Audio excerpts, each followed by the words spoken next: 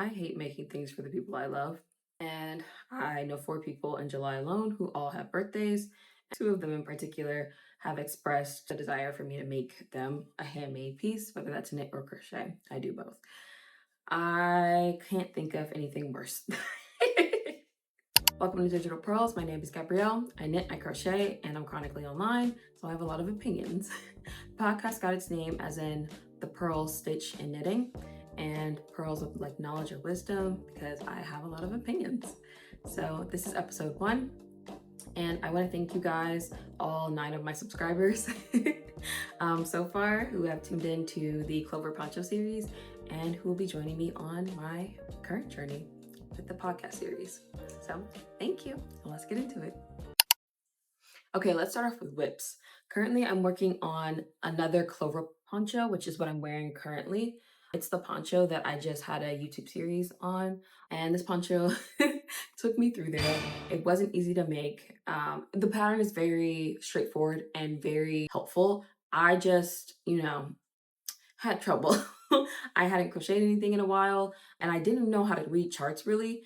And also, the pattern is in UK terms rather than US terms. So that was something where I had to constantly keep that in mind, where it would say a double crochet when really it meant a single crochet. So it was a lot of frogging and just adjusting to that. And then also the bottom square for this poncho. So poncho is composed of like 3 different parts: a neckline square, the mesh in between, and then like a larger bottom square comprised up of like smaller granny squares.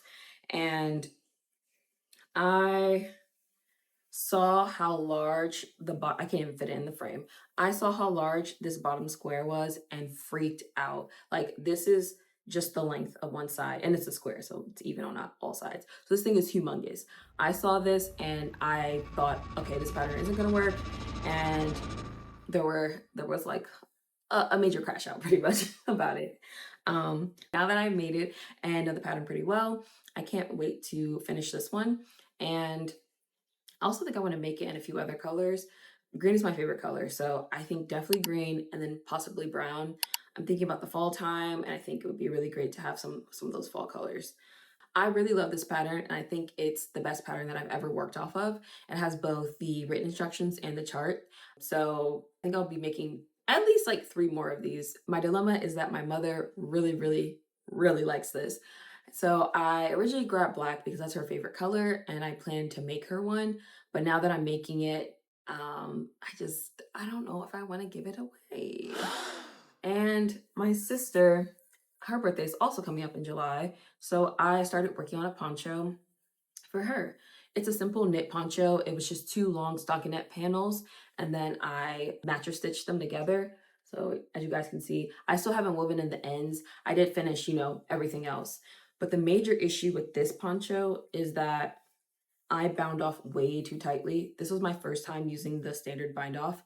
I've only ever knit sweaters, so they had ribbing on like the cuffs and the hem, which required the Italian bind off. So this was my first time using the standard bind off. I knew I should have gone with the stretchier bind off. I was just being lazy, and also I hate making things for other people, so I kind of had a lot of negative energy when I was making this garment. It kind of shows. The tension isn't great, like it isn't perfect at all. I really sped through this, didn't take my time, and I don't want to give it away because I had such negative feelings when making it and I'm not proud of the work. But also, if I take the time and go back and really fix everything, I think I also wouldn't want to give it away because I fixed everything and I made it with love at that point.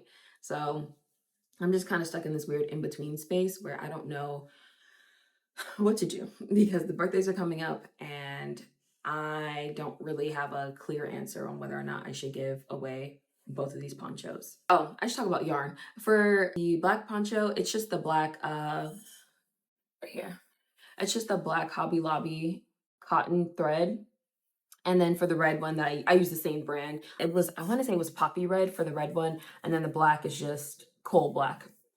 And then for the knit poncho for my sister, this one was also the Hobby Lobby. It was the I Love This Cotton yarn. And I want to say it was like a blush pink. I can't remember the exact colorway, but I think that was it. It's just a really pretty pink. Those are the yarns I used. And again, this is a knit poncho, and the clover poncho is a crochet poncho. I do both. So now we've arrived at the crux of the issue, which is that I know so many people with birthdays coming up, and it's really hard for me to just give these things away because, again, it's my mom and my sister, especially. Their birthday, my sister's birthday is on the 7th, and then my mom's birthday is on the 13th. And of course, I love them and I want them to have nice handmade pieces, but neither one of them are garment makers. So they just don't really understand what it takes to make a garment, and it's not really their fault. Like it's not that they aren't deserving of this poncho or the other poncho because they aren't makers. It's just the fact that because they don't make garments, they don't understand how intensive it is, and they don't understand the feeling of being asked to make something like that, like to put all the energy that goes into it, which we can talk a little bit more about, and then just be expected to hand it over to someone like for free. And even if they paid me for it, I would be clear. Like, even if they offered me money, I still wouldn't want to give it away because you can't buy back your time. Um, and when I make something and I hand it over to someone, all they see is the finished object. Like they're really happy and excited, and they of course are grateful, and they're expressing, amazement at the fact that you were able to craft something because before you made it, it just literally didn't exist. It didn't exist on planet Earth. That's an incredible thing, and I have made things for people in the past, and they all have expressed that kind of joy. So I haven't had any negative experiences. It's just the fact that the only thing they see is the pretty garment. And like, yeah, they kind of know it took you a while and they know it was a lot, but it's still just not the same level of recognition that you would get from another maker, especially a garment maker who like knows exactly what it took to make that garment. Um, and when I see a finished object, I see the time I spent making the object itself, the time I spent picking out the colors, the time I spent picking out the specific type of yarn, the material, what would better suit that pattern. If it was a pattern, I have to first, search up the pattern, find it, decide if I had the skill level required to make it. I also have to work for the money that I need to use to pay for all of those things. And when you're working, you're giving away your time. So it's just like double time. You can't get your time back. Once the time is spent, it's gone. Like by the time you guys see this video, this was past me recording this. Like the time I'm spending recording this video, I can't get back. um and so there really isn't any amount of money or any amount of gratitude a person can express to really satiate the desire I have to have my skill recognized. I don't even know how to word that properly, but there really isn't anything they can do that would make me happier. So this isn't a matter of like, oh, if they would just do this one little thing, I would be happy. I don't think I would ever be happy giving away my handmade pieces. And I want to be so clear, it's not because I'm the best maker out there. It's literally because it takes so much from me to make something. When I make something, I'm thinking about not just making the actual item, but I'm going all the way back to a few years ago when I didn't even crochet, I didn't knit, I didn't do anything. I was just constantly doom scrolling on TikTok. And then that's when I'm like literally just talking at the camera, guys. Sorry, I'm supposed to be crocheting. But I remember like doom scrolling on TikTok for hours, and it got to the point where I felt like my brain was gonna fall out of my ears because I just was consuming so much and I wasn't creating anything. And I saw a few videos of people crocheting, and I'm like, there's something in me that just makes me think, "Ugh, I can do this. This looks so easy." Yeah, it's not that it doesn't require skill. It's just, I can master that. And I was wrong. It took me a while to really get the basics down. There were a lot of late nights. I remember staying up to like 2 or 3 in the morning, multiple nights in a row, just sitting on the couch trying to figure out how to crochet. And that first, those first couple months, I was literally like rushing to learn these skills because Christmas was coming up. So I had started this around winter time, and I knew like, what better way to show everyone that I have these amazing skills than to make a bunch of Christmas gifts. So I looked up a bunch of simple scarf tutorials and hat tutorials, all of that, and I started crocheting. So I crocheted crochet do rags as well. So like I looked up things that I thought my family members would enjoy, and I went ahead and crocheted those things. And so I was so happy. I gave those gifts away, and everyone was super grateful and super amazed because that was the first time I had, displayed those skills. And it was a great feeling. But then when I got home, like after the holidays and everything, I like missed those pieces because I really remember like the time it took to not just make the items themselves, but I had to build up the skills in order to create those items. And now that they existed, I wanted them with me. But I was happy that, of course, that like my loved ones got to experience, all of my hard work. But when I think back, like some of my favorite pieces are pieces that I've given away. I think I'm just kind of in a space where I I love the things I make so much that it's really, really hard for me to just let them go. And when it comes to knitting, it was the same thing. When I learned to knit, it actually took me 2 years to learn how to knit. So I first learned crochet. I got really, really good at crochet. let me let's go back. I got competent enough at crochet where I could follow a pattern, which is what I did with the clover poncho, and I still had a meltdown.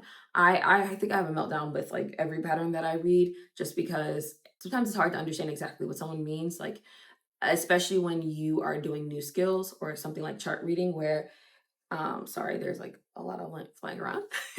When you're doing something new, sometimes the pattern maker assumes that you have certain basic skills covered when that isn't the case. I didn't want to start with something super simple that I wouldn't wear or that, whoever I was making it for wouldn't enjoy. So I started with like harder things, especially when it came to knitting. But back to like how I learned knitting, I literally bought those super long, ugly, granny straight needles from Walmart. They were super cheap, and I was like, you know what, I'm gonna learn how to knit. It can't be that hard. I had the same confidence that I had about crochet, even though I had just been humbled. Um, and I was like, you know what, can't be that hard. I can definitely go ahead and knit something. Especially a sweater. I was like, oh, I'm gonna make a sweater. I'm not even gonna bother with socks. I'm not gonna bother with a scarf. None of that. I'm gonna make a sweater. So I went ahead, bought those, immediately had a meltdown. I was like, oh my God. I spent hours just trying to cast on and knit the first row. I couldn't do it. I couldn't figure out how to tension the yarn correctly, how to hold, two needles. I was so used to holding like one hook and just tensioning the yarn with one hand. And I learned continental style knitting. So it's like, you hold the work and then you're tensioning with your left hand, kind of like the same way you are doing with crochet. And I felt that was the easiest way to cross over between the two. So if you are a crocheter and you want to start knitting, I would recommend continental knitting. But yeah, I've had to figure that out. It was just so foreign holding the work that way. And it took me 2 years of on and off trying. So I would like pick it up, try it. A few months would go by, pick it up, try it again. And I would just get so frustrated each time until like one day it finally clicked. So whenever I knit something, especially knitting, it's like I'm remembering that it took me 2 years to figure out how to knit. So when people ask for garments, it's just kind of like, do you know what you're asking of me? And if you do, why are you asking this? You know what I think it is? I think making something is like proof you're alive.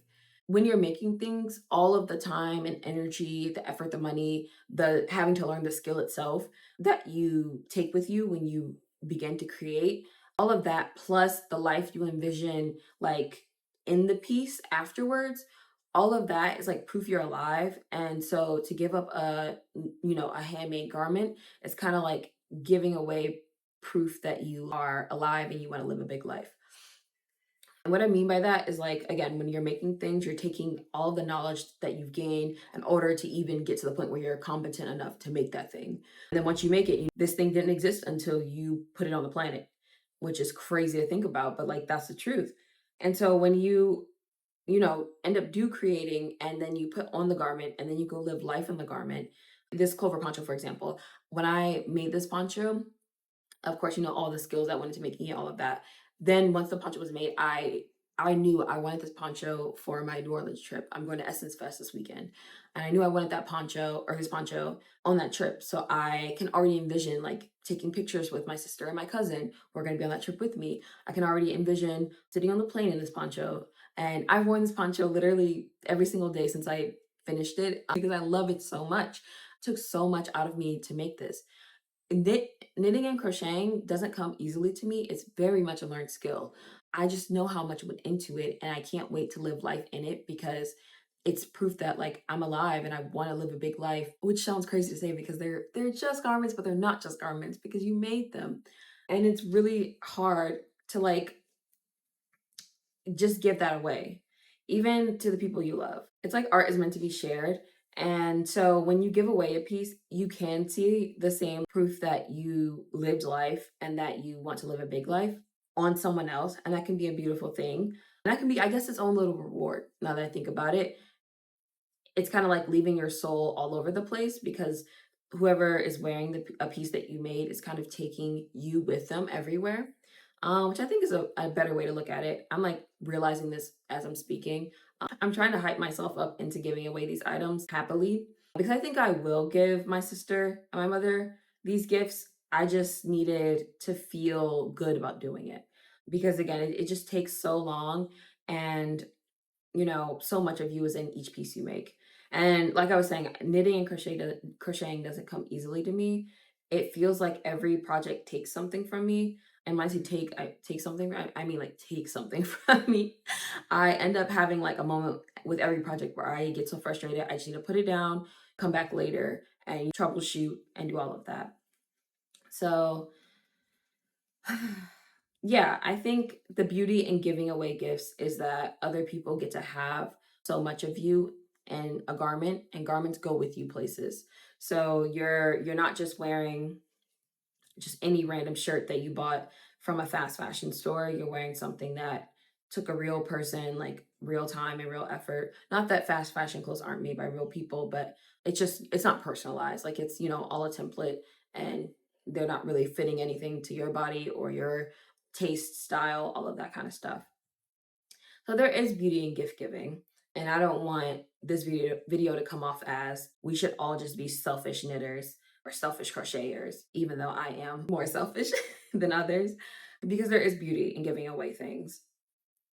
I will say that I don't want to get in the habit of giving away things. So one of my big fears is that I'll end up creating this expectation that people are just supposed to get these things because I've been so giving in the past. And that's kind of why like I'm even in this position now, because people just assume that because I can make stuff, I want to make stuff for them, rather than like this is a learned art form and it takes a lot of time, energy, money, all the things. And it isn't something that I can just do naturally. I'm not naturally just good at these things. So I think the compromise that I was kind of maybe like looking for was possibly becoming like a sock gift giver. I think it would be really, really nice to just make socks for people because that's something that they can wear year round. You need socks year round, especially if you're wearing like closed-toed shoes. You need a pair of socks, and so I think they're very fun. It's a great way to like accessorize your outfit. If you have like a more basic outfit, you could put on a fun pair of socks. And then also socks wouldn't take as much out of me. I would feel like even though it's a smaller garment, it still has my soul in it. I feel like it's just a lot less mentally for me to give away when compared to something like a poncho or a sweater or, anything like that, like a larger garment. So I kind of want to be like a sock gift giver. And I don't want it to be like a every Christmas, every birthday type of thing. I saw someone on Reddit say that if the knitting fairy or crochet fairy finds you, she finds you. And I was like, exactly, exactly. I want it to be like that, where like you don't know when you're gonna get something from me. Don't expect on your birthday or Christmas or whatever to just automatically get a handmade piece. It's more so I saw this pattern and I have these colors and I thought of you, and here you go. And I think that would make the gift actually, a little bit more personal. And I want to have joy when I'm giving gifts. This poncho, the black one, I have a lot more joy in creating it than I did the pink knit poncho for my sister. And I can feel that in like the piece. I feel like I'm making less mistakes. I'm happy to go back and fix any mistakes that I have made. And I want to feel that way about the gifts that I'm giving, because the people who get handmade pieces from me should get a quality piece. That's kind of the whole point of having something that's handmade, is that you're not dealing with the same issues that you would in a mass produced garment where, the maker didn't think of you. It wasn't made for you. It was made for anyone.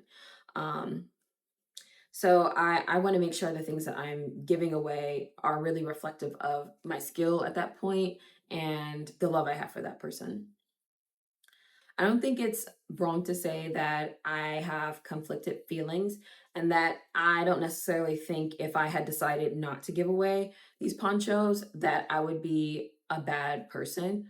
I don't think I'd be evil either. I think I would be justified because these ponchos are me. Every garment I make is me.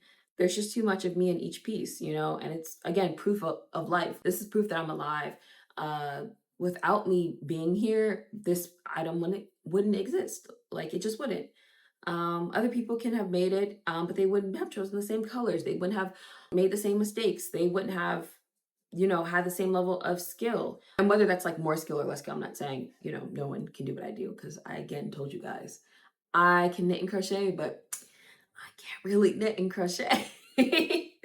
So I just want to be clear that the work that I'm making, there's just so much of me in it. It has really nothing to do with like skill level or things like that. It's just the fact that these things are a piece of me. And when I give them out, you know, I have to be cognizant of that. So yeah, I don't think you're wrong if you are in the same boat where you're like, you know, you're not getting anything from me. You're gonna get something I bought from the store. That's perfectly fine. Okay. Because what I can say is that no one has made me anything.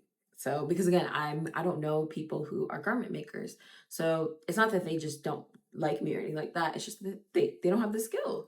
So I would feel less conflicted if like I had received a gift from a maker themselves, like a garment maker themselves, and really got to understand what it's like to be on the receiving end, but to be on the receiving end where like I have all the knowledge. You know what I mean? Like I know what it took for you to give this to me. I think I probably would like lose my mind. But as far as these specific garments, I think I will give them away. And I made that decision on camera with you guys as I was talking through it. It was really the part about other people having little parts of me and proof of life, like amongst other people and being spread across the world as people wear garments and take them with them across the world. Just saying all that kind of stuff out loud as I was filming this really helped me decide. When I came into this, I was really leaning towards no, but it is a beautiful thing for other people to have parts of you, especially your loved ones. You know, I'm not making this for a random on the street who won't care, who will throw this on their floor when they get home. As far as what's coming next, I want to finish up this clover poncho and I'm going to Essence Fest this weekend. So the video next week will be a vlog about the making of this black clover poncho. Whether or not I finish it in time, I don't know. While I do have like the smaller and larger square done, I still have to do like the mesh part. And I don't know if I'll be able to finish it in time for Essence. I leave on Friday and it's currently Wednesday. So I don't know, guys. I don't know. But I will for sure you know, have this red one. So you guys will be able to see me live life and show you proof of life and proof that I want to live a big life in this poncho. Yeah, I just need to get through the rest of the week and then I'll catch you guys at Essence. And that's it for episode 1 of Digital Purls. If you guys have any thoughts or opinions on whether or not giving people you love items, please leave them in the comments. I would love to talk to you guys. I think that's really why I started YouTube. And also I have a TikTok as well. So please leave comments. I want to interact with you guys. And thank you so much.